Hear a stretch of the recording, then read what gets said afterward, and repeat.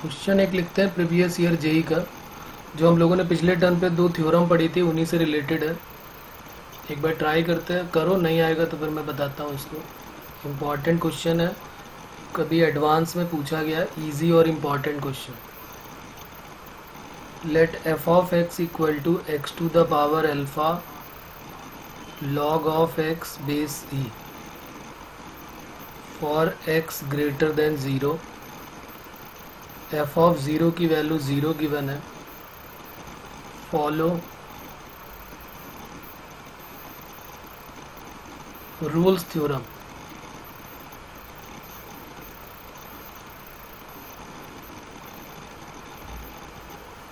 For closed interval 0 to 1। बल्कि यहाँ पर ऐसे होना चाहिए था, ये 0 से 1 में ऐसे ले लिया, या चलो ले लेते हैं 0 to 1 क्लोज्ड। देन अल्फ़ा की वैल्यू बताना है क्या होगी। Alpha is equal to A option -2, B option -1, C option 0 और डी ऑप्शन 1/2।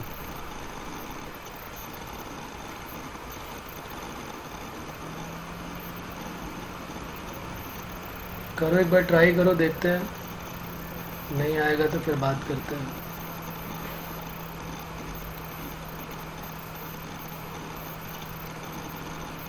थोड़ा सा ठीक है क्वेश्चन, इसलिए मैंने इसको ले लिया, नहीं तो अभी हम दूसरी थ्योरम करेंगे थोड़ी देर में।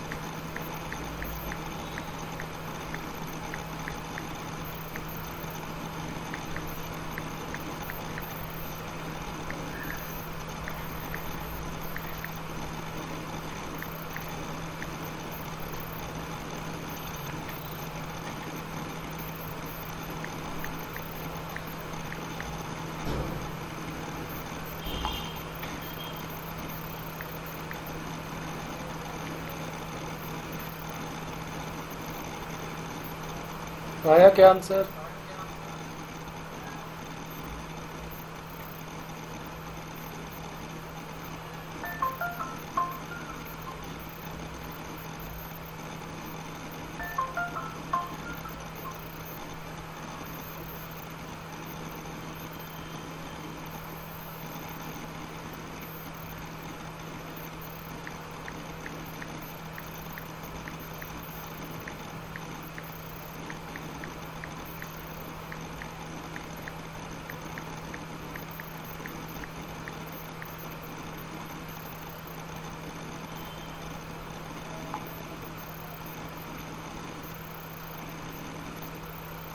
ओके, अल्फ़ा की वैल्यू 0 होनी चाहिए। अगर अल्फ़ा इक्वल टू 0 हुआ तो x टू द पावर 0 यानी 1 हो जाएगा, तो log x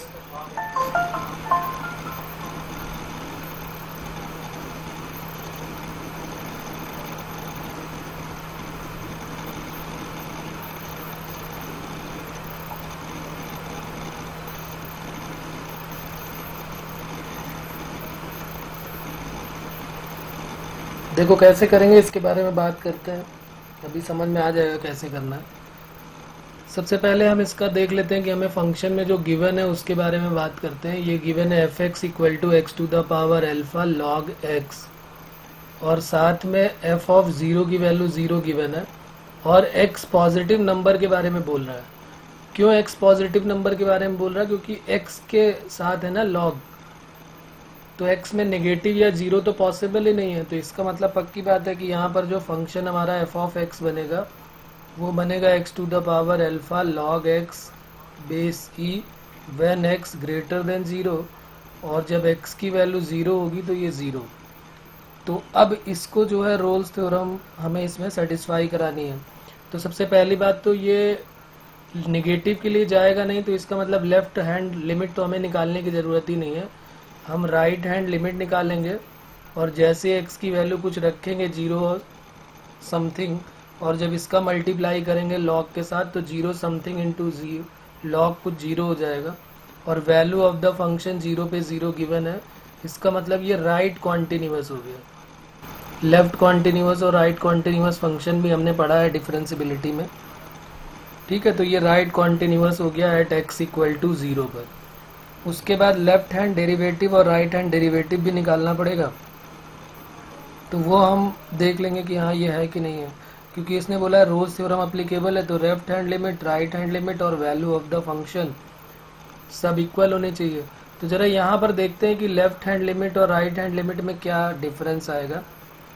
जब हम राइट हैंड लिमिट की बात करेंगे तो आएगा limit h tending to 0 f of 0 plus h, और f ऑफ 0 प्लस h जब करेंगे तो ये हम इसको सॉल्व करते हैं, कितना आने वाला है। ये वैल्यू आ जाएगी 0 plus h, limit h tending to 0 तो है ही है, 0 plus h to the power alpha log of base e में 0 प्लस h, यानी कुल मिला के वैल्यू आ जाएगी limit h tending to 0 h to the power alpha और log h। ये अब ये हमारा होने के लिए, क्योंकि राइट हैंड लिमिट के लिए ये हमें कंडीशन लिखी हुई है, अभी हम ये चेक करेंगे कि ये राइट हैंड होना चाहिए, ये मस्ट भी होना चाहिए। लिख देते हैं राइट कॉन्टिन्यूअस, ये जो फंक्शन है वो राइट कॉन्टिन्यूअस होना चाहिए, it must be right continuous, ये राइट कॉन्टिन्यूअस होना चाहिए।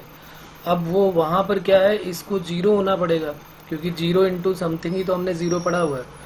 तो अब इसी पार्ट को हमको सॉल्व करना है और इसको 0 प्रूफ करना है कि ये भी वैल्यू भी 0 होनी चाहिए। तो ये 0 कैसे होगी देखते हैं। यहाँ पर एक काम करते हैं, यहाँ पर हम मान लेते हैं जो हमारे ऑप्शन दिए हुए हैं, पहला ऑप्शन हमारा चेक कर लेते हैं बाई ऑप्शन। वैसे तो डायरेक्ट समझ में आ जाएगा, लेकिन सारे ऑप्शन में चेक करके दिखाता हूँ।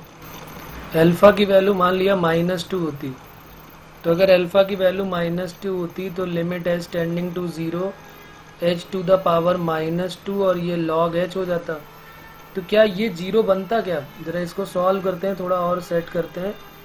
ये हो जाता log h upon h square हो जाता, और ये जो है वो 0, ये यहाँ पर देखें, अगर ध्यान से हम देखें तो ये 0 log h तो इन्फिनिटी, और ये अपॉन में 0।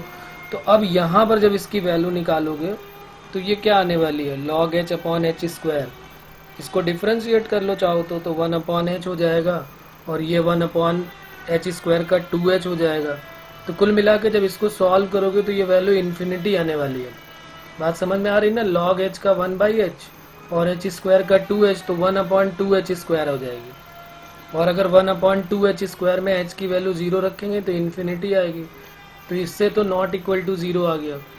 अल्फ़ा की वैल्यू -2 के बाद -1 ले लेते हैं। जब हम अल्फ़ा की वैल्यू -1 ले लेंगे तो क्या आ जाएगा, limit h tending to 0 same बनेगा, बस यहाँ पे h की पावर -1 हो जाएगी, तो log h अपॉन h आ जाएगा ये, क्योंकि h की पावर -1 नीचे आएगा तो अपॉन में h हो जाएगा। अब यहाँ पर 0 अपॉन 0 का फॉर्म बनेगा, तो डिफ्रेंशिएट करेंगे तो 1/h अपॉन 1, तो ये तब भी ये भी क्या आने वाला है, इन्फिनिटी आने वाला है, जो कि नॉट इक्वल टू 0 है।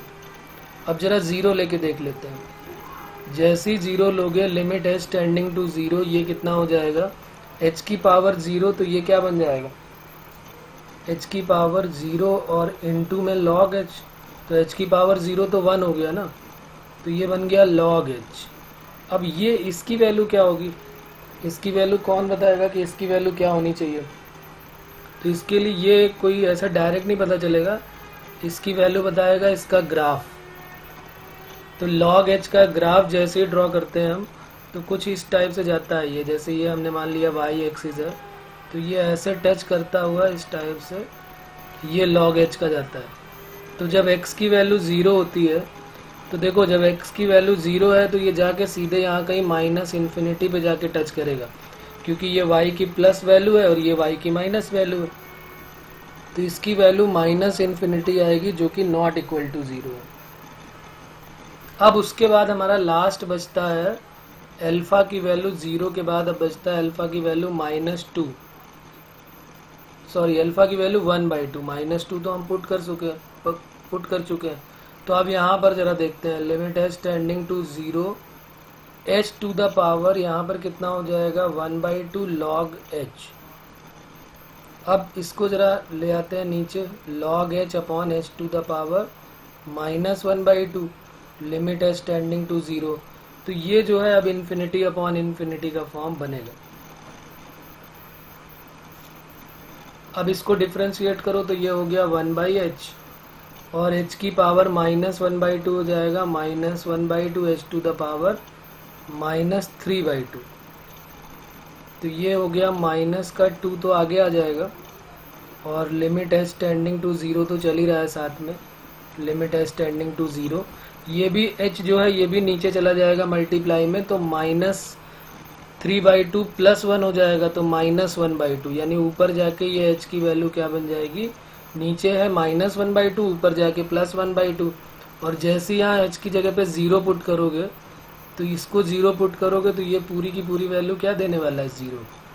इसका मतलब अल्फा की कोई पॉजिटिव वैल्यू जब होगी, जब अल्फा की कोई पॉजिटिव वैल्यू होगी तभी ये ऊपर मल्टीप्लाई में रहेगा। सीधे सीधे भी हमको समझ में आ रहा था कि अल्फा की कोई पॉजिटिव वैल्यू होगी तो लॉग के साथ मल्टीप्लाई करोगे, तो वो अगर 0 लोगे तो 0 इंटू सब कुछ 0 होता है, लेकिन जैसे ही वो अपॉन में चला जाएगा, अगर एच की अल्फा की वैल्यू कोई नेगेटिव लेंगे तो वो सीधे अपॉन में भेज देगा, और अगर अपॉन में चला गया तो ये वैल्यू क्या हो जाएगी, अपॉन में गई तो अपॉन में 0, तो इन्फिनिटी हो जाएगा, अनडिफाइंड हो जाएगा। तो इसलिए हम यहाँ पर आंसर ये भी दे सकते हैं, खैर हमारा तो ये आंसर करेक्ट है, लेकिन अल्फा की कोई भी पॉजिटिव वैल्यू हो ग्रेटर देन 0, कोई भी पॉजिटिव वैल्यू होगी वो सेटिस्फाई करेगी ये कंडीशन। तो इसलिए ये क्वेश्चन थोड़ा इम्पॉर्टेंट है और जेई के प्रीवियस ईयर का है, इस टाइप के क्वेश्चन बनने के चांसेस हैं दोबारा, तो इसलिए हमने इसको कर लिया एक बार और। चलिए तो आगे बढ़ते हैं, फिर इसमें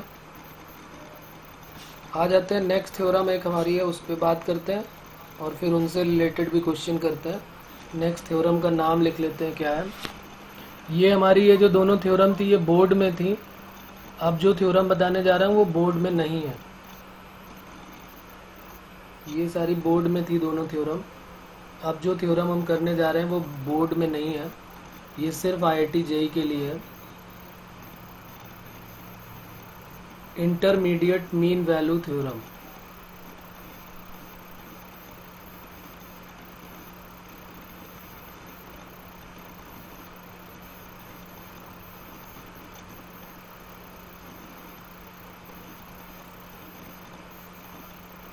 intermediate mean value theorem.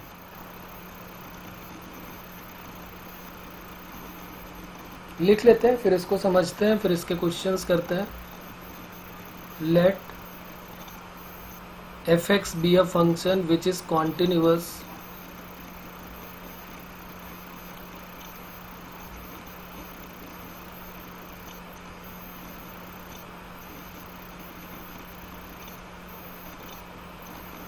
on closed interval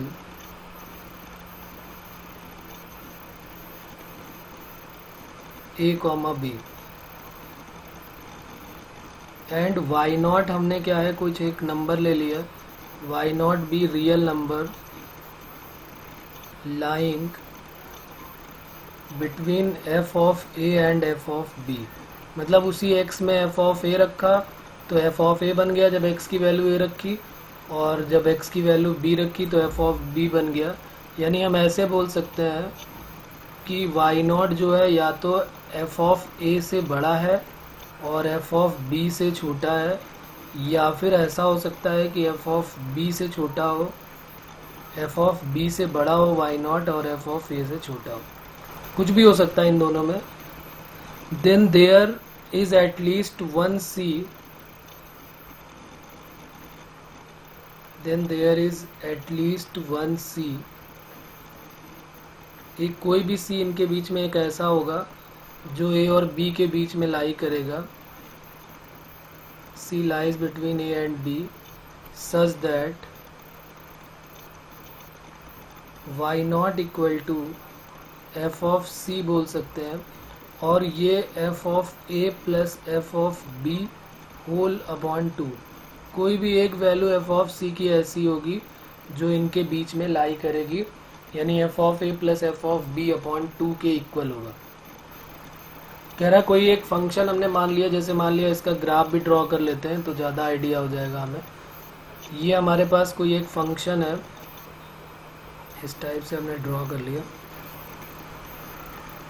ये हमारे पास कोई एक फंक्शन है, यहाँ से स्टार्ट हो रहा है और ऐसे करके ऐसे जा रहा है। तो ये x इक्वल टू ए पर है और ये जो वैल्यू है वो x इक्वल टू बी पर है। तो यहाँ पर कहीं बीच में कहीं पर भी हो सकता है वो C, ज़रूरी नहीं कि बीचों बीच हो, कहीं पर भी एक पॉइंट C हो सकता है जो एफ ऑफ C का नाम हो जाएगा, और ये एफ ऑफ B है और ये है एफ ऑफ A। तो उनका कहने का मतलब ये है कि कोई भी एक value, let f x be a function which is continuous on closed interval a comma b, और y नॉट जो है वो कोई एक ऐसा नंबर है जो एफ ऑफ A और एफ ऑफ B के मिड में लाई कर रहा है, वो एफ ऑफ ए से या एफ ऑफ बी से छोटा बड़ा हो सकता है। तो उनके बीच में एक सी, एफ ऑफ सी जरूर कोई लाई करेगा जो उनका एवरेज होगा f of A plus F of B upon 2 का। ठीक है, कोई भी देख सकते हो तुम, अगर कोई भी वैल्यू लोगे, यहाँ पर एक वैल्यू है, एक यहाँ पर वैल्यू है, तो बीच में इनके बीच में बहुत सारे इनफाइनाइट पॉइंट मिलेंगे। इसीलिए उसने बोला एटलीस्ट, इसलिए उसने क्या बोला, एटलीस्ट वन सी। जरूरी नहीं कि एक ही सी मिले, हो सकता है ज़्यादा भी मिल सकते हैं, लेकिन कम से कम एक सी तो मिलेगा जो f of A plus F of B upon 2 की इक्वल होगा। एफ ऑफ सी कोई एक वैल्यू एफ ऑफ सी की ऐसी मिलने वाली होगी, इसलिए यहाँ पर इसके बीच में बहुत सारे मिलने वाले हैं पॉइंट, इसके बीच में हमको बहुत सारे मिलेंगे। हो सकता है यहाँ हो, यहाँ हो, यहाँ हो, कहीं पर भी हो सकता है। तो वो एक पॉइंट जो है उसके लिए ये कंडीशन सेटिस्फाई करेगा। हाँ बेटा बोलो। सर सी ए और बी के बीच में लाइन करेगा? नहीं नहीं, ऐसा कोई ज़रूरी नहीं है, ऐसा कोई भी ज़रूरी नहीं है कि वो बिड में लाई करे, लेकिन कहीं पर बीच में कहीं पर भी लाई करे तो एक वैल्यू, एक ऐसी वैल्यू कहीं पर आएगी जहाँ पर f of A plus F of B upon 2, मतलब ये कोई एग्जैक्ट वैल्यू नहीं है। इनका मतलब कहने का ये है, जैसे मान लो क्वेश्चन किस तरीके से दे देंगे, एक इक्वेशन वो दे देंगे, ठीक है, और वो ये कह देंगे कि कोई एक पॉइंट ऐसा सी है कि जो इनके बीच में लाई कर रहा है कि नहीं कर रहा, जरा चेक करके बताओ। तो हम देख लेंगे कि अगर एक कोई पॉजिटिव वैल्यू दे रहा है और एक कोई निगेटिव वैल्यू दे रहा है, मान लिया कोई एफ ऑफ ए जो है, ऐसे मान लेते हैं, एक डायग्राम ऐसा भी समझ लेते हैं तो और आइडिया हो जाएगा हमको, क्योंकि इस तरह क्वेश्चन क्यूबिक इक्वेशन में आए हुए हैं और ये जेई के क्वेश्चन ही है। जैसे मान लिया ये है, ये ए यहाँ पर है, बीच में भी हो सकता है, लेकिन ऐसा कोई ज़रूरी नहीं कि बीच में ही लाई करे। जैसे एक ये है ए और एक ये है बी, ठीक है, तो ये x इक्वल टू, यहाँ पर जब हम वैल्यू लेंगे x इक्वल टू ए पर, तो इसका नाम हो जाएगा एफ ऑफ ए, और ये जो वैल्यू हो जाएगी इसका नाम हो जाएगा एफ ऑफ बी। क्वेश्चन ऐसे आएगा कि कोई एफ एक्स हमको गिवन है, कोई क्यूबिक हो सकती है, क्वाड्रेटिक हो सकती है, कुछ भी हो सकती है, और वो कहेंगे कि बताइए क्या ऐसा कोई एक पॉइंट है जो ए और बी के बीच में लाई कर रहा है।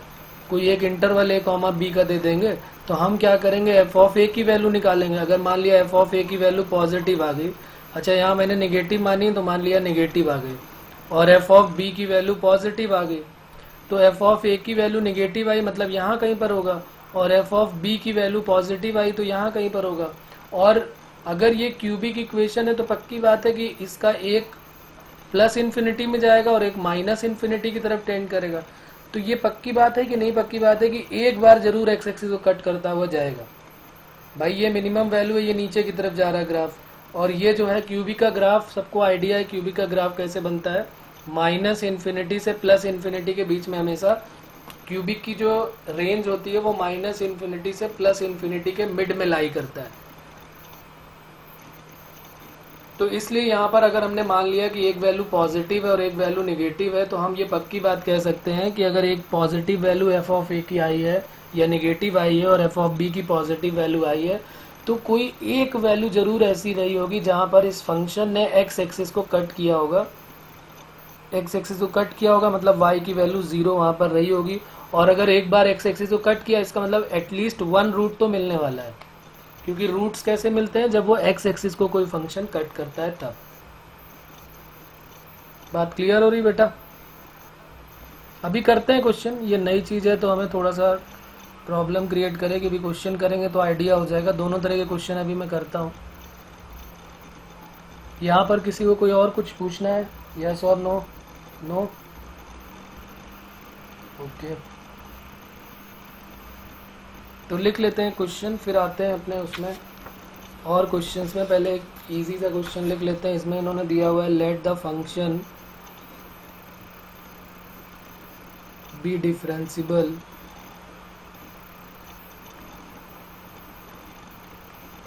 let the function be differentiable in closed interval 0,1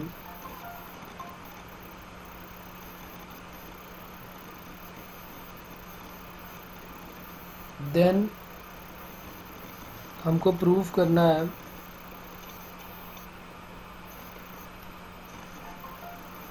F square 1 minus f square 0 equal to 2 times f of alpha into F dash beta.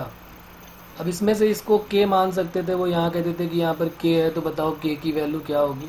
तो अभी मैं एक क्वेश्चन ही कर लेता हूँ, फिर इस टाइप के क्वेश्चन अभी मिलेंगे जिसमें के की वैल्यू निकालनी पड़ेगी, तो अभी हम उसको भी करेंगे। Alpha beta belongs to 0 to 1, ये एक क्वेश्चन हमें गिवन है। Let the function be differentiable in 0 to 1 closed interval में है, then f square 1 minus f square 0 equal to 2 f of alpha और एफ डैश बीटा, ये प्रूव करना है। और अल्फा बीटा दोनों जो है वो 0 से 1 के मिड में लाई कर रहे हैं। Alpha belongs to 0 to 1 and beta also belongs to 0 to 1। तो अब देखो यहाँ पर कैसे हम इसको सॉल्व करेंगे, थोड़ा समझते हैं, क्योंकि ये सब्जेक्टिव क्वेश्चन है। इसको सॉल्व करके मैं दिखाता हूँ कैसे करेंगे। सबसे पहले हमें ये सोचना होगा कि ये जो हमें कंडीशन गिवन है ये वाली, इसको फैक्टराइज करके देखते हैं।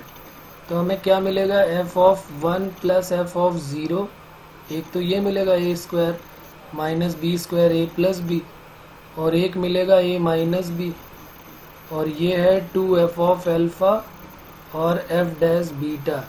ऐसा कुछ हमको प्रूफ करके लाना है। अब यहाँ पर हम क्या करेंगे, एक हमें प्लस के लिए चाहिए वैल्यू और एक चाहिए माइनस के लिए। तो माइनस वाले के लिए तो अभी हमने पिछले टर्म पे पढ़ी थी, याद होगी तुम्हें, कि लैग्रेंज मीन वैल्यू थ्योरम अगर हम यहाँ पर अप्लाई कर दें यूजिंग या बाई LMVT,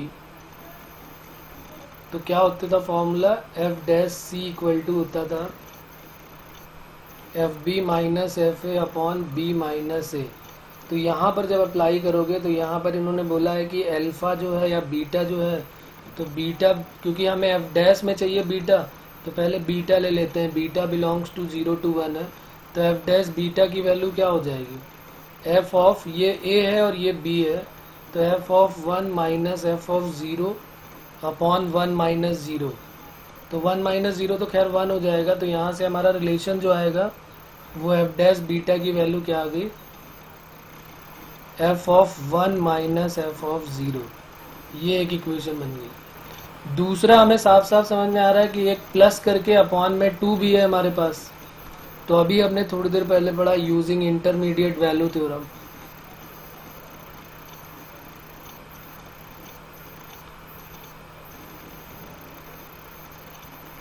इसमें हमने पढ़ा कि अगर अल्फा जो है वो 0 से 1 के मिड में बिलोंग कर रहा है, तो तो f of alpha equal to क्या हो जाएगा, दोनों का average f of 1 plus F of 0 whole divided by 2। इन दोनों का अगर हम कर देते हैं मल्टीप्लाई, इक्वेशन 1 और 2 का मल्टीप्लाई कर देते हैं, equation 1 multiplied by equation 2। Come cases में इसके क्वेश्चन आए, इस टाइप के कम आए हुए हैं, लेकिन अभी दूसरा टाइप एक है, उसके क्वेश्चन मिलेंगे तुम्हें बहुत सारे, और वो क्यूबिक में भी कॉन्सेप्ट है। तो यहाँ पर आ जाएगा F of 1 minus F of 0 upon 2, और एक है f of 1 plus F of 0 upon 2।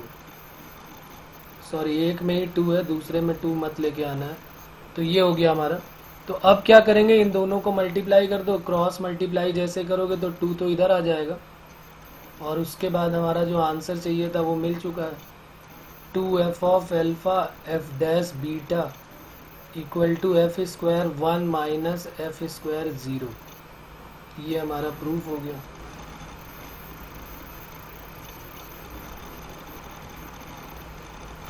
अब बोलो, इसमें किसी को कहीं पर कोई प्रॉब्लम है तो बताओ। एक इसका दूसरे टाइप का भी क्वेश्चन है जो अभी हम बात करते हैं, सर LMVT LMVT। LMVT वाला स्टेप से लगा देंगे। Okay okay. Lagrange mean value theorem में हमने पिछले टर्म पे पढ़ा था ना। देखो, लैग्रेंज मीन वैल्यू थ्योरम में हमने पढ़ा था कि F dash C equal to होता है F B minus F A upon B minus A. एक बात तो यहाँ पर क्लियर है कि एफ ऑफ 1 और एफ ऑफ 0 दोनों इक्वल नहीं है। Okay okay. पिछली टर्म पे बात हुई थी ना हमारी कि अगर एफ ऑफ आ गया सर। ओके। और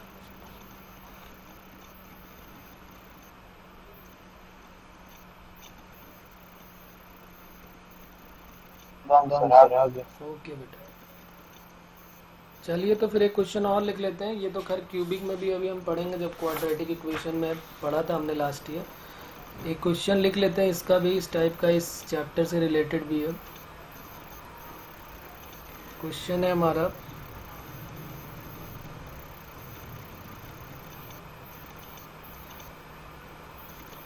prove that the equation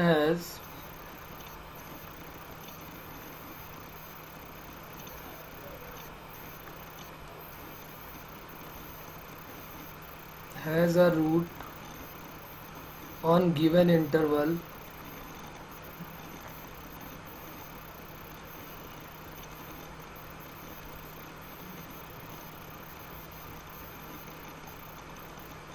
(1, 2) of given equation। अच्छा, ये इक्वेशन तो लिख ही दिया है। इक्वेशन है 2x³ minus 6x plus 1 equal to 0। कह रहा है कि हमें ऐसा कुछ प्रूव करना है कि ये जो इक्वेशन गिवन है, जो हमारे पास ये इक्वेशन गिवन है, prove that the equation has a root on given interval 1, 2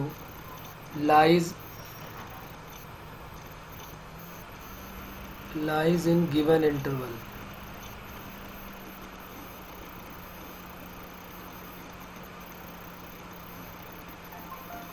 दो बार हो गया ये गिवन इंटरवल। मतलब क्वेश्चन समझ में आ गया होगा कि एक फंक्शन हमको गिवन है 2x³ माइनस 6x प्लस 1, ये क्यूबिक इक्वेशन गिवन है।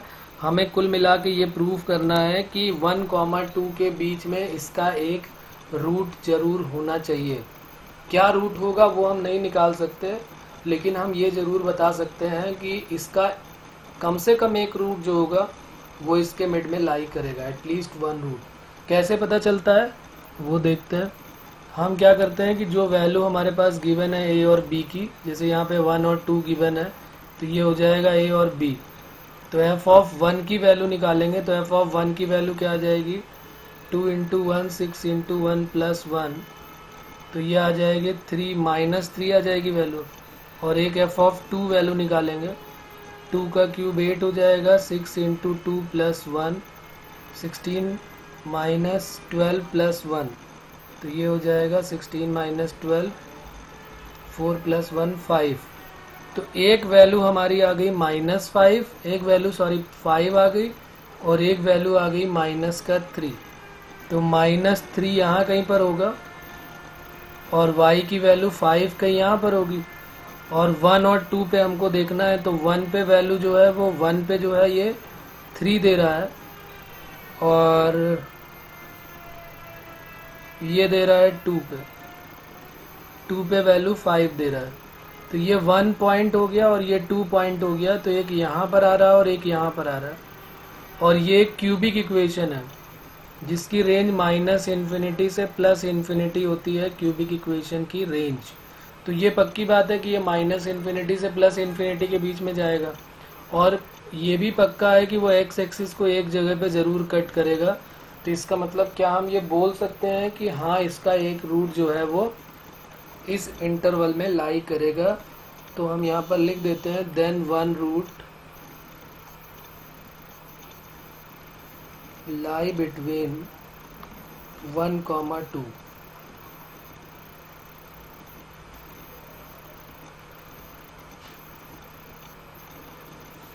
तो इसका एक रूट पक्की बात है, मस्ट बी लाई बिटवीन 1, 2, क्योंकि इसने क्या किया, यहाँ पर एक वैल्यू नेगेटिव दिया और एक वैल्यू पॉजिटिव दिया, और एक पॉजिटिव एक नेगेटिव अगर इसने दिया है तो इसका मतलब है कि बीच में इन दोनों को ज्वाइन तो किया ही होगा इसने, क्योंकि ये कॉन्टिन्यूअस कर्व है। तो एक्स एक्सिस को एक जगह पे कट किया होगा।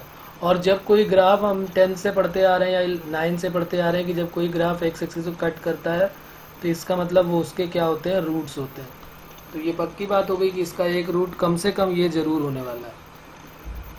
बोलो, इसमें किसी को कोई प्रॉब्लम है? तो इस टाइप के भी क्वेश्चन जेई में पूछे गए हैं, तो ये ध्यान रखने हमको, इंटरमीडिएट वैल्यू थ्योरम पे बेस्ड हो जाएंगे ये।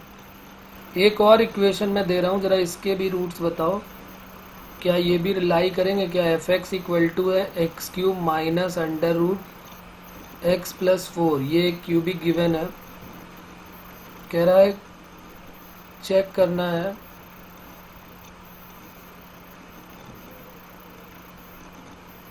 Equation has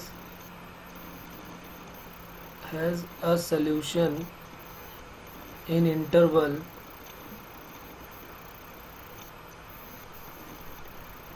1, 2।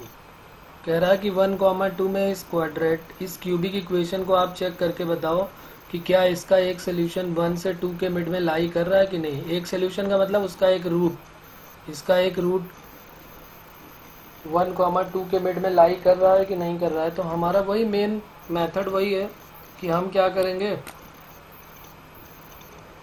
f(1) की वैल्यू निकालेंगे और f(2) की वैल्यू निकालेंगे।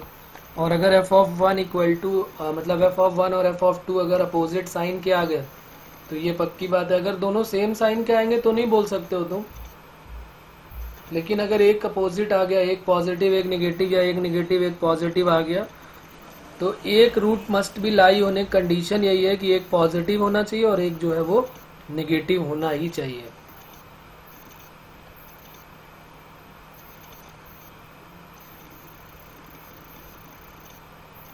तो यस है कि नो है इसका आंसर?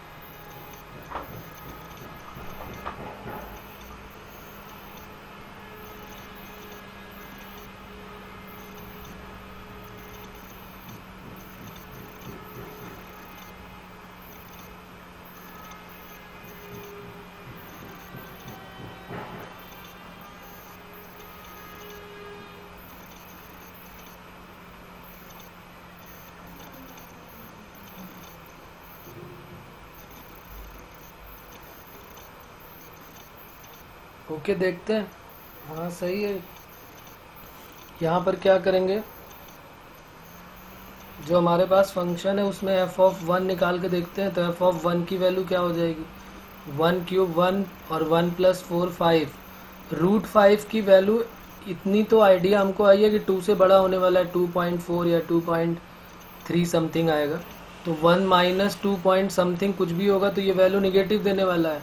और एफ ऑफ 2 जब निकालोगे तो 2 की पावर 3 8 माइनस 2 रखेंगे, 2 प्लस 4 क्या हो जाएगा 6, तो रूट 6 का मतलब 2 पॉइंट। तो ये पक्की बात है कि ये वैल्यू पॉजिटिव आने वाली है। एक पॉजिटिव आ रही है और एक नेगेटिव आ रही है। तो ये क्या हुआ, तो इसका मतलब है इसका एक root, then 1 root lie between 1,2। तो अब एक कंडीशन यहाँ पर हम देख लेंगे, एक कंडीशन हम जरूर यहाँ पर लिख लेंगे, इम्पॉर्टेंट कंडीशन, कि अगर कभी भी हमारे पास कोई एक रूट हमारे पास गिवन है और एक आ जाता है एफ ऑफ एल्फ़ा, एक आता है एफ ऑफ एल्फ़ा और एक आता है एफ ऑफ बीटा, और उसकी वैल्यू अगर नेगेटिव है, एफ ऑफ एल्फ़ा और एफ ऑफ बीटा नेगेटिव है, then 1 root must be lie in alpha comma beta. कोई भी क्वाड्रेटिक क्यूबिक कोई भी फंक्शन अगर हमें एफ एक्स गिवन है और उसने अगर हमको ऐसे बोला हुआ है तो हम क्या करेंगे, एफ ऑफ एल्फ़ा और f of beta less than 0। अगर एफ ऑफ एल्फ़ा और एफ ऑफ बीटा हमने दोनों निकाला और उनका जो प्रोडक्ट है वो नेगेटिव आ गया, तो इसका मतलब हम बोल देंगे ज़रूर कि इसका एक रूट जो है वो हमेशा अल्फ़ा बीटा के मिड में लाई करेगा। ये एक इम्पॉर्टेंट पॉइंट करके इसको नोट कर लेंगे। वैसे अभी हमने इसको लास्ट ईयर भी क्यूबिक में किया हुआ है और इससे रिलेटेड क्वेश्चन कई बार जेई में आए हुए हैं, इस बात का ध्यान रखेंगे। तो अगर कोई भी हमको चेक करना होगा कि इनके मिड में एक रूट लाई कर रहा है कि नहीं कर रहा है, तो हमें ये मेथड याद रखना चाहिए।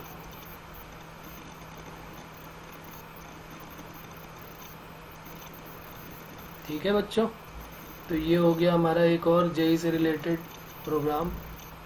अब आ जाते हैं, एक और हमारे पास थ्योरम है और ये भी, इसका भी उसमें कोई नहीं है, लेकिन इससे रिलेटेड जेई में क्वेश्चन पूछा गया। अभी मैं इसको दोनों मेथड से करके दिखाऊंगा तुमको, एक नॉर्मल मेथड से जो जिससे ये थ्योरम प्रूव होगी और एक थ्योरम से जिससे एक लाइन में आंसर आएगा। दोनों ही बातें हम लोग करेंगे। लिख लेते हैं, नेक्स्ट हेडिंग है हमारी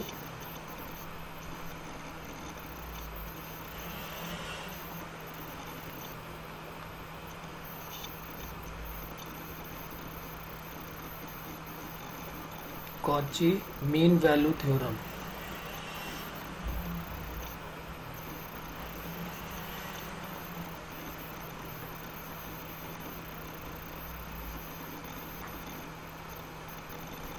कॉची मीन वैल्यू थ्योरम, या फिर इसको हम ये भी बोल सकते हैं एक्सटेंडेड मीन वैल्यू थ्योरम। इसका एक और नाम लिख लेते हैं,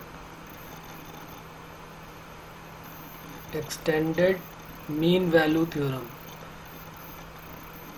एक बात तो हमको समझ में आई गई थी पिछले टर्न पे कि हमने क्या किया था कि पहले हमने रोल्स थ्योरम पढ़ा।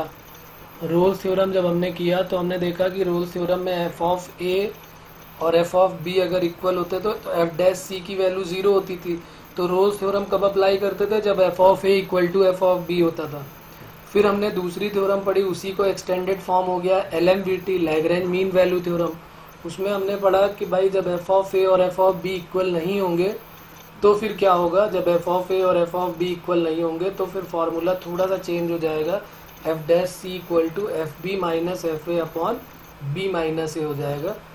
और अगर हम उसमें एफ बी और एफ ए इक्वल रख देते हैं तो एफ डैश सी की वैल्यू 0, वही रोल्स थ्योरम फिर बन जाती है जो कि मीन वैल्यू थ्योरम थी, वही रोल्स थ्योरम बन जाएगी जब हम f of A equal to f of B रख देंगे।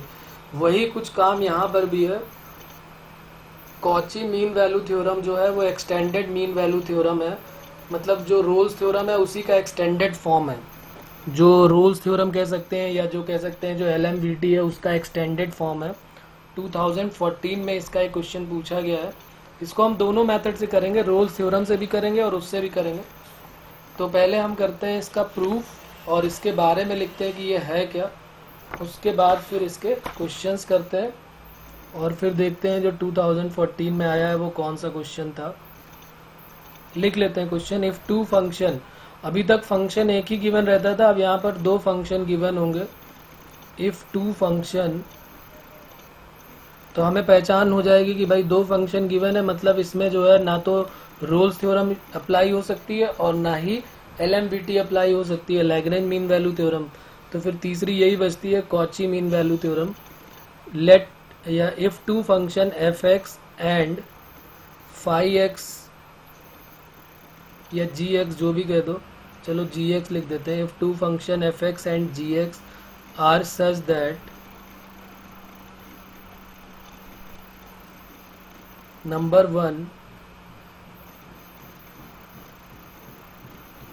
both are continuous in closed interval, both are continuous in closed interval, both are continuous is closed interval a comma b।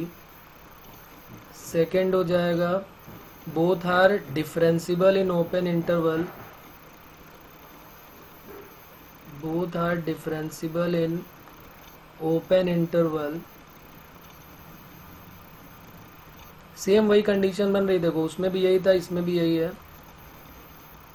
और third condition है कि जो phi dash x है, जो phi हमने जो जी एक्स लिखा है, जो जी डैश एक्स है वो ज़ीरो नहीं होना चाहिए। G dash X not equal to zero for any value of X. अब ये क्यों नहीं ज़ीरो होगा, क्योंकि अभी अपॉन में जाने वाला है, जो फार्मूला इसका है उसी से हमको पता चल जाएगा। For any value of x in any value of x, any value of x in open interval a comma b, then there exist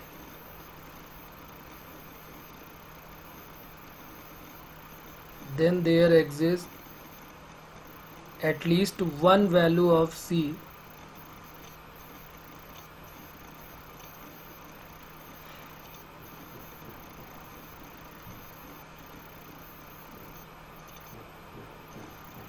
one value of c of x in the open interval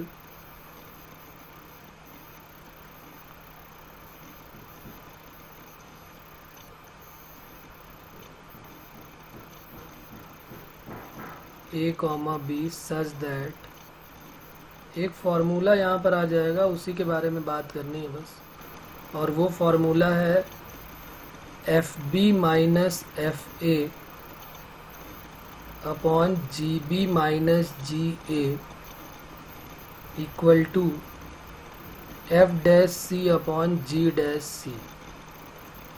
ये है हमारा main formula, जिससे related question आया हुआ है direct method से।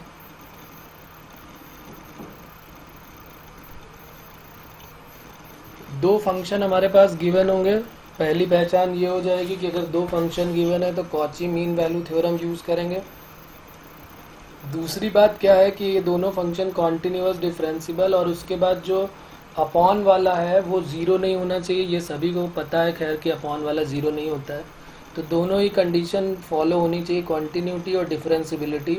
और उन्हीं में से कोई एक सी पॉइंट ऐसा होगा जहाँ पर जो सी जो है वो ए और बी के बीच में लाई करेगा, और सी को जो है वो F B minus F A upon G B minus G A equal to F dash C upon G dash C. साफ साफ यहाँ पर दिख रहा है कि अगर हमारे पास एफ डैश सी की वैल्यू का फॉर्मूला लगा दें, देखो यहाँ पर अगर हम इसको प्रूव करना चाहें तो वही हमारे पास जो कंडीशन थी उससे भी हम प्रूव कर सकते हैं।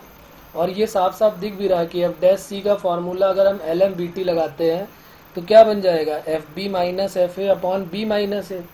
और जी डैश सी का फॉर्मूला क्या बन जाएगा, G B minus G A upon B minus A. तो बी माइनस ए से बी माइनस ए कट हो जाएगा, तो F B minus F A upon G B minus G A बच जाएगा। ठीक है ना। तो एल एम बी टी से भी हम इसको कर सकते हैं, रोल्स थ्योरम से भी इसको कर सकते हैं। ऐसा नहीं कि रोल्स थ्योरम से नहीं हो पाएगा, रोल्स थ्योरम से भी हो जाएगा। तो चलिए देखते हैं कैसे करते हैं प्रूफ। तो हम एक फंक्शन को ही लेट कर लेते हैं, एक तो डायरेक्ट प्रूफ तो समझ में आ गया ना, ये डायरेक्ट वाला समझ में आ गया। डायरेक्ट प्रूफ में क्या किया हमने, LMVT अप्लाई कर दिया। F dash C equal to क्या फॉर्मूला होता है, F B minus F A upon B minus A, और जी डैश सी की वैल्यू हो गई G B minus G A upon G B minus A. तो ये जब डिवाइड करेंगे तो F dash C upon G dash C equal to क्या हो जाएगा, F B minus F A upon G B minus G A. तो ये सबसे ज़्यादा इजी यही रहता है, इसमें कोई प्रॉब्लम नहीं आनी चाहिए। चलिए अब आगे बढ़ते हैं। इसका एक और प्रूफ है, थोड़ा सा बड़ा हो जाएगा लेकिन क्वेश्चन करने का मेथड फिर इसी से मिलने वाला है हमको। तो एक सेकेंड मेथड भी देख लेते हैं।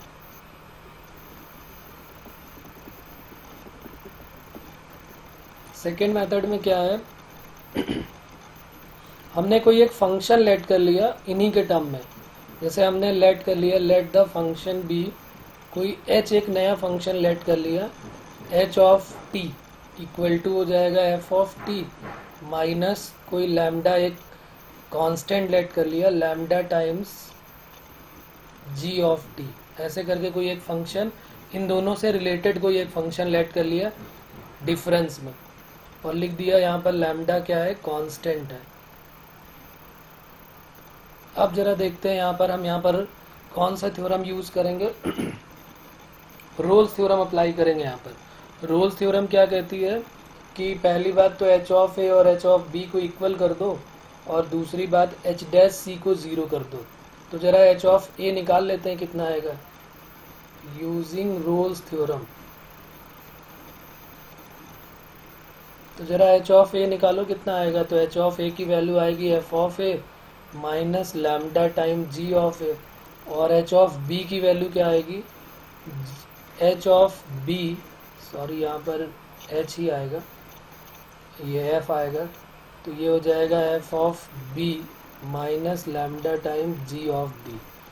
तो ये रोल्स थ्योरम क्या बोलती है कि h of a equal to h of b होना चाहिए। तो जैसे ही हमने इन दोनों को इक्वल किया तो f of a minus lambda time g of a equal to f of B minus lambda times g of b. यहाँ से हमने लैम्डा को वन साइड कर लिया और कॉमन ले लिया लैम्डा, तो G of B minus ji of A equal to हो जाएगा F of B minus F of A. तो यहाँ से लैम्डा की वैल्यू आ जाएगी F B minus F A upon G B minus G A. ये एक कंडीशन हमारे पास आ गई लैम्डा की।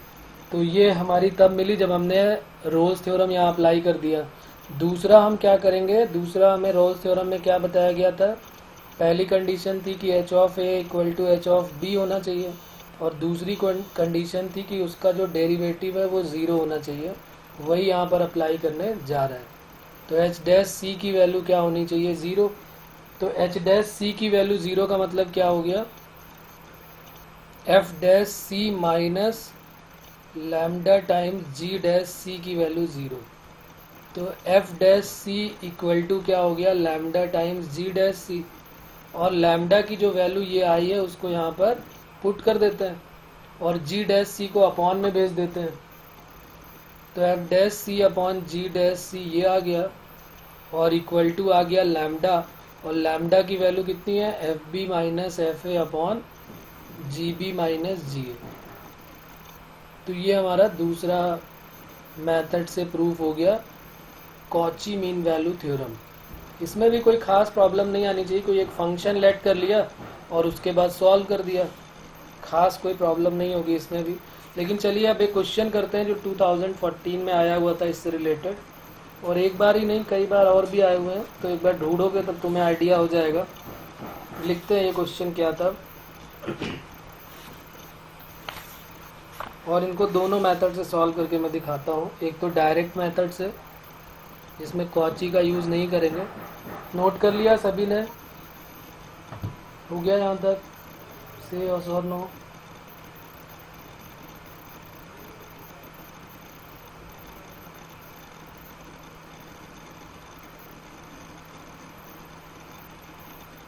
ओके, क्वेश्चन लिखते हैं।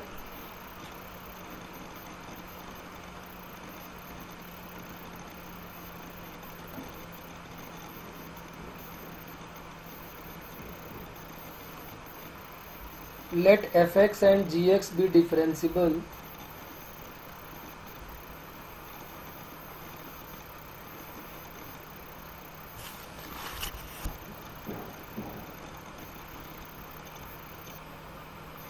सर नोट सर करना नोट बाकी करना है। बाकी है। ओके ओके, कर लो कर लो।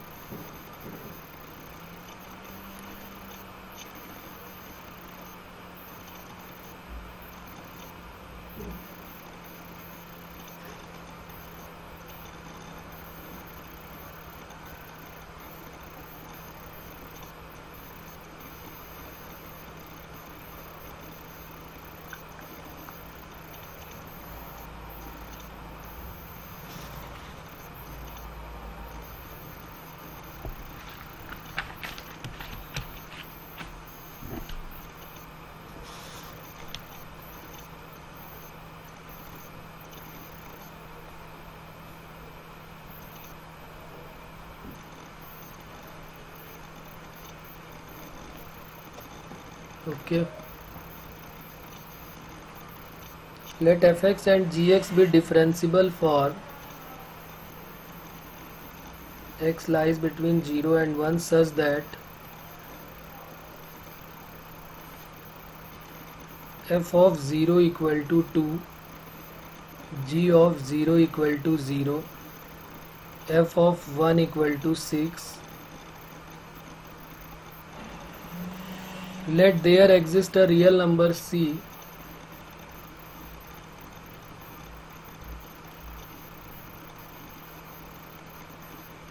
let there exist a real number c in 0, 1 such that f dash c equal to 2 times g dash c. Then the value of g of 1 must be g of 1 की value क्या होगी ये पूछा गया है। A option 1, B option 2, C option -2 और D option -1। ये है हमारा क्वेश्चन। नेक्स्ट,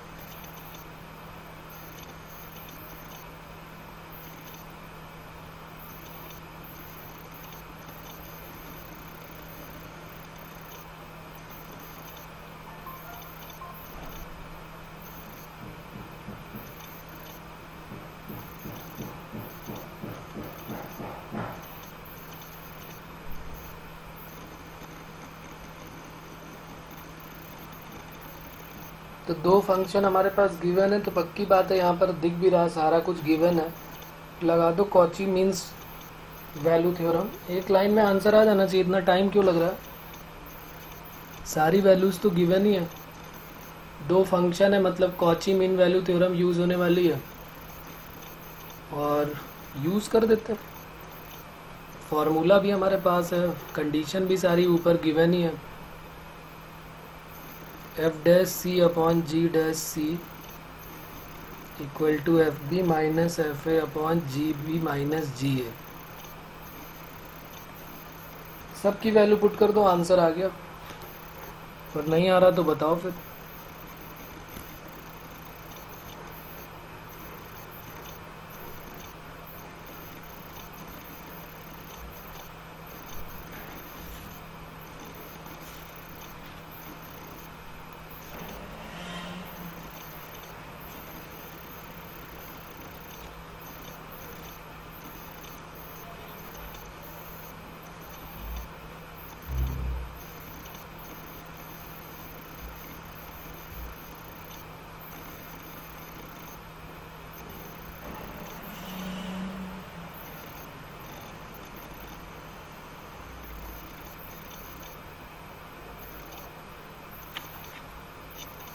करेक्ट है, 2 आएगा आंसर, बिल्कुल सही है।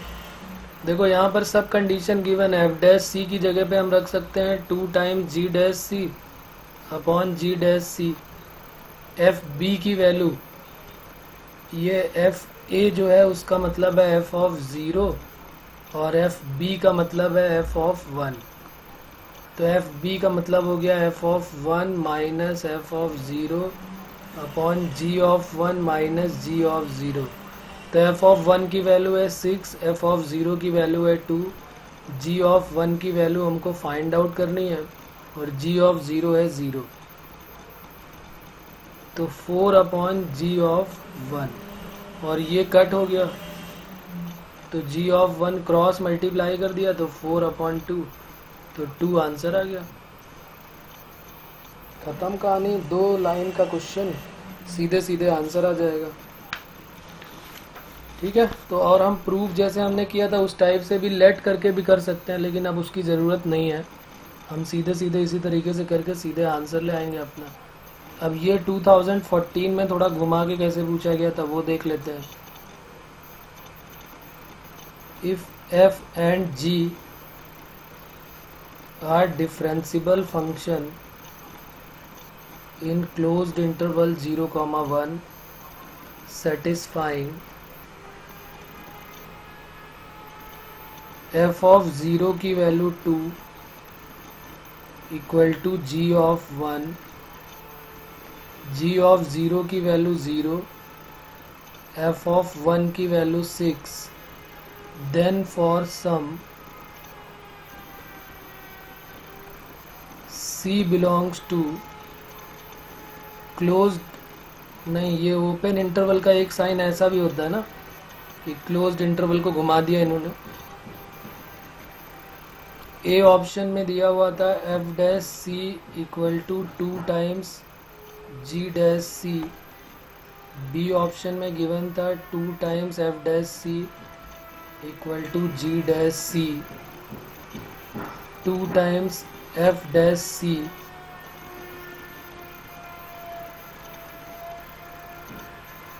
To times F dash C equal to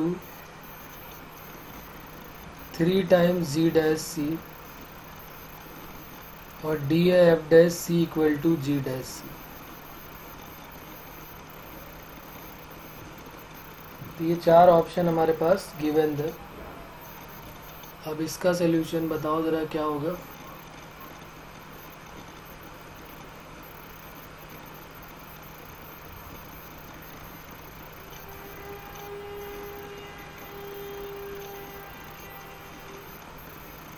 तो ये जेई मेंस 2014 में इस टाइप का क्वेश्चन पूछा गया।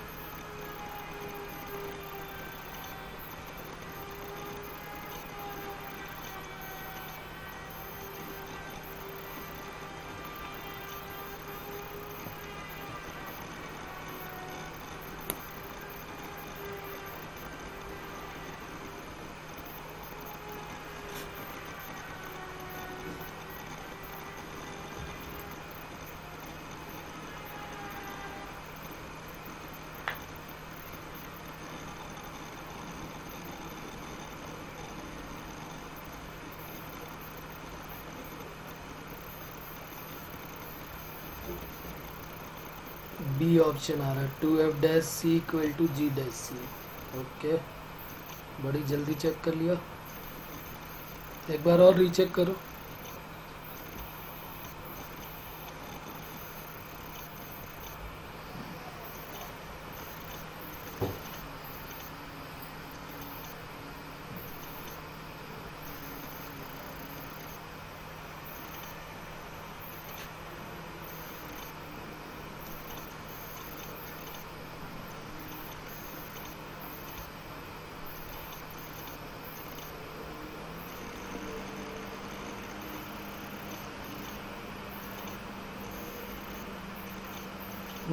ए ऑप्शन आएगा, बी नहीं आएगा। करेक्ट है, ये आएगा। फार्मूला हमारे पास है ही है, बस फार्मूले की वैल्यू अप्लाई कर देनी है। F dash C upon G dash C equal to F B minus F A upon G B minus G A. तो एफ बी का मतलब एफ ऑफ वन की वैल्यू है 6 माइनस एफ ऑफ ज़ीरो की value है 2 और G of 1 minus ji of 0 तो 2 minus 0 तो 6 माइनस 2 2 हो गया, 6 माइनस 2 4 हो गया, 4/2 2 हो गया और उधर क्रॉस मल्टीप्लाई कर दिया तो ये तो एक ही लाइन में सॉल्व हो गया। F dash C equal to 2 times G dash C. ठीक है ना, बात क्लियर है। ए का मतलब है 0 और बी का मतलब है 1। इतने दिनों से हम यही कर रहे हैं। तो एफ ऑफ ए का मतलब एफ ऑफ 0 और एफ ऑफ बी का मतलब एफ ऑफ 1। ये सारी वैल्यू इसी तरीके से हमने पुट कर दिया। चलिए एक क्वेश्चन और देता हूँ, इंटीजर टाइप का है, इसी से रिलेटेड है, लेकिन अब जितना हमने पढ़ लिया उन सब से रिलेटेड है। ये नहीं कि इसी को लगाना है हमको। ये जितनी भी थ्योरम वाला पार्ट था हमारा सारा कंप्लीट हो गया। अब हम कुछ मिक्स क्वेश्चन करते हैं और पहचानना है तुमको कि कौन सा इसमें अप्लाई करें कि जिससे हमारा ये आंसर। तो ये क्वेश्चन लिखते हैं, इंटीजर टाइप का है।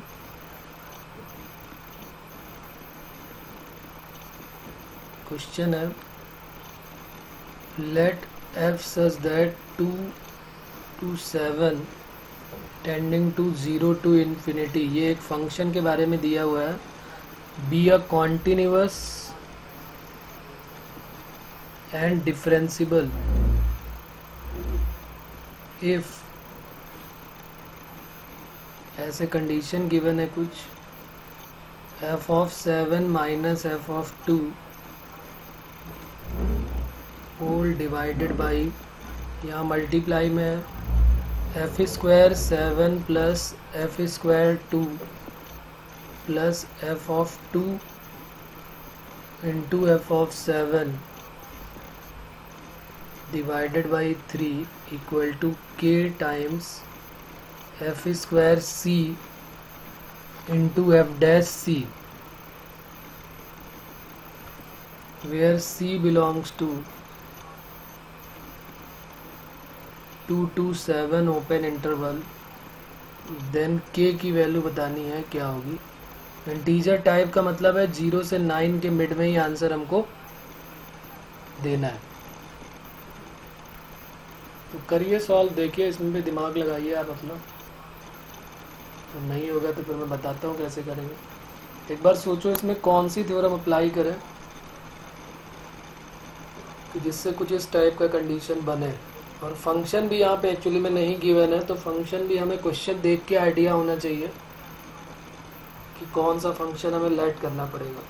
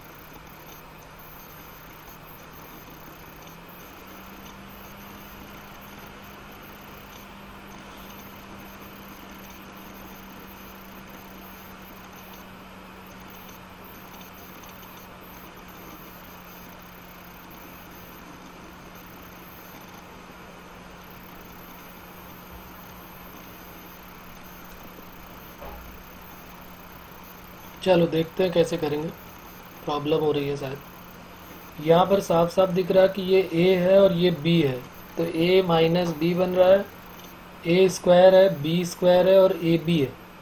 तो क्या इसको देख के कोई आइडिया नहीं हो रहा है कि ये क्या बन रहा है? A cube minus b cube बन रहा है, a minus B A square plus B square plus A b. तो कुल मिला के हम इसको ऐसे तो लिख ही सकते हैं ना, f cube 7 minus F cube 2 whole divided by 3 equal to के एफ स्क्वायर सी और एफ डैश सी। यहाँ तक तो हम पहुँचा ही सकते थे इसको, ए माइनस बी ए क्यूब माइनस बी क्यूब, यही तो होता है ना, ए माइनस बी ए स्क्वायर प्लस बी स्क्वायर। तो हमको कुछ फंक्शन इस टाइप का बनाना है। एक काम करते हैं, हम कोई एक फंक्शन g लेट कर लेते हैं, g ऑफ x। और हमारे पास ये मैं पहले बात कर चुका हूँ कि जब एफ ए और एफ बी इक्वल नहीं है, दो ही थ्योरम है हमारे पास मेन। जब एफ ए और एफ बी इक्वल नहीं है, जब दोनों इक्वल तो रोल्स थ्योरम, और जब दोनों इक्वल नहीं है तो mean value theorem, LMVT, Lagrange mean value theorem. तो ठीक है, वही यूज़ करते हैं, क्योंकि एफ ऑफ 7 और एफ ऑफ 2 अगर इक्वल होते तो 0 हो जाता है, जबकि यहाँ पर इक्वल नहीं दिया हुआ है। तो हमने क्या किया, और हमें क्यूबिक फंक्शन कोई लेट करना है, तो हमने कोई gx फंक्शन, एक क्यूबिक फंक्शन लेट कर लिया कि f g x equal to f cube x. इतना आइडिया हमें अपनी तरफ से लगाना पड़ेगा, क्योंकि हम देख रहे हैं कि हमारा जो जी डैश सी का फॉर्मूला होता था वो क्या होता था, एफ बी या जी सी जी B minus G A upon B minus ए, यही तो होता था। तो साफ साफ दिख रहा है ए और बी, तो 2 और 7 दिख रहा है हमको, ये ए और ये बी है। तो 2 और 7 तो दिख रहा है, लेकिन साथ में हमें ये क्यूबिक में दिख रहा है। तो क्यूबिक के लिए हमने जी एक्स ये लेट कर लिया, तो जी ऑफ 2 की वैल्यू हो जाएगी एफ क्यूब 2 हो जाएगा, और जी ऑफ 7 का मतलब एफ क्यूब 7 हो जाएगा। और बस यहाँ पे फॉर्मूला लगा देते हैं जी डैश एक्स का। तो जी डैश एक्स की वैल्यू क्या हो जाएगी, जब इसको डिफ्रेंशिएट करेंगे, यहाँ पर एक्स की पावर n लगाएंगे तो क्या हो जाएगा, n एक्स की पावर n माइनस 1, और एफ एक्स का डिफ्रेंशिएशन एफ डैश एक्स। और ये किसकी इक्वल हो जाएगा, तो जी डैश सी की वैल्यू हो जाएगी, जी डैश सी इक्वल टू हो जाएगा 3f स्क्वायर सी और इंटू एफ डैश सी। बस अब उसके बाद तो कोई प्रॉब्लम ही नहीं, ये फॉर्मूला यहाँ अप्लाई कर देते हैं, ये वाली वैल्यू। तो g dash C equal to हो जाएगा जी, यहाँ पर हमारे पास f2 और f7 करके दो फंक्शन है ना, तो ये हो जाएगा g of 7 minus ji of 2 upon 7 minus 2। तो जी डैश सी की value 3f square C F dash C, g of 7 की वैल्यू हो जाएगा f cube 7 minus F cube 2। तो अब यहाँ पर भी बात क्लियर हो गई होगी, और 7 माइनस 2 क्या हो गया, 5। तो 5 को उधर भेज देते हैं, क्योंकि इसके साथ k था, तो 5 into F square C into F dash C, और इसके अपॉन में 3 था, तो F cube 7 minus F cube 2 upon 3 यहाँ पर गिवन था। तो देख लो यहाँ पर यही तो था, F cube 7 minus F cube 2 upon 3 equal to के F square C F dash C. तो कंपेयर कर लेंगे, ऑन कंपेयरिंग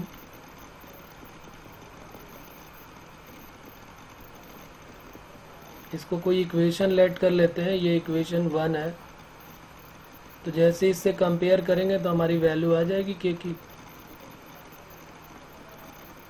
के इक्वल टू क्या हो जाएगा, 5। तो ये हमारा आंसर हो जाएगा। बोलो इसमें कोई प्रॉब्लम, क्लियर है बात यहाँ तक कि कोई डाउट है? सर हाँ बेटा बोलो। सर इसमें डायरेक्ट LMVT लगा दे तो? अगर हमने यहाँ पे डायरेक्ट LMVT किस फंक्शन में, fx में? नहीं सर, फंक्शन में फंक्शन लेट करके डायरेक्ट LMVT लगा दे तो? मैंने वैसे किया f7 minus 2 divided by means b minus a equals f of c। हाँ, लेकिन हमें वहाँ पर जो फंक्शन चाहिए वो सिर्फ हमें F of 7 minus F of 2 नहीं चाहिए ना। यहाँ पर हमको दिख रहा है कि F of 7 minus F of 2 तो मिल जाएगा, लेकिन हमें स्क्वायर वाला भी चाहिए। तो स्क्वायर कहाँ से मिलेगा, हमें दोनों की ज़रूरत पड़ेगी ना। हमारे पास जो कंडीशन है वो ए क्यूब माइनस बी क्यूब जब यूज़ करोगे तभी बनने वाली है। मान लिया हमने F of 7 minus F of 2 बना भी दिया, तो बाकी जो बीच का है वो कहाँ जाएगा? हमें ये तो देखना ही पड़ेगा कि ए क्यूब माइनस बी क्यूब बन रहा है तो कोई फंक्शन एक क्यूबिक फंक्शन रहा होगा, तभी A cube minus B cube बना होगा, क्योंकि F of B minus F of A चाहिए, तो F cube 7 minus F cube 2 रहा होगा, तभी A minus B A square plus B square plus A B का फॉर्म बना होगा। अगर सिर्फ हम एक कोई simple function F X select करेंगे तो सिर्फ हमारा आ जाएगा F of 7 minus F of 2 upon 7 minus 2। तो फिर इतने पार्ट का क्या होगा? इसका भी तो इलाज जरूरी है ना। तो हम क्यों ना कोई ऐसा फंक्शन लेट करें जो पूरा का पूरा मर्ज होके आ जाए। और इधर भी हमको दिख रहा है कि सिर्फ एफ डैश सी नहीं चाहिए, एफ स्क्वायर सी भी चाहिए। यहाँ पर भी तो हमें आइडिया हो रहा ना कि एफ डैश सी के साथ एफ स्क्वायर सी चाहिए। तो F square C into F dash सी कब मिलता है? जब कोई क्यूबिक फंक्शन होता है, क्यूबिक को डिफ्रेंशिएट करते हैं तो 3x स्क्वायर आता है, और फिर जो भी फंक्शन होता है उसका डिफ्रेंशिएशन फिर होता है। तो इसलिए थोड़ा सा टेक्निकल था, अच्छा क्वेश्चन है। इस टाइप के क्वेश्चन मिले तो अब हमें आइडिया हो गया ना कि इस टाइप का भी क्वेश्चन पॉसिबल है। नए क्वेश्चन करने का ये फ़ायदा होता है। ओके बेटा,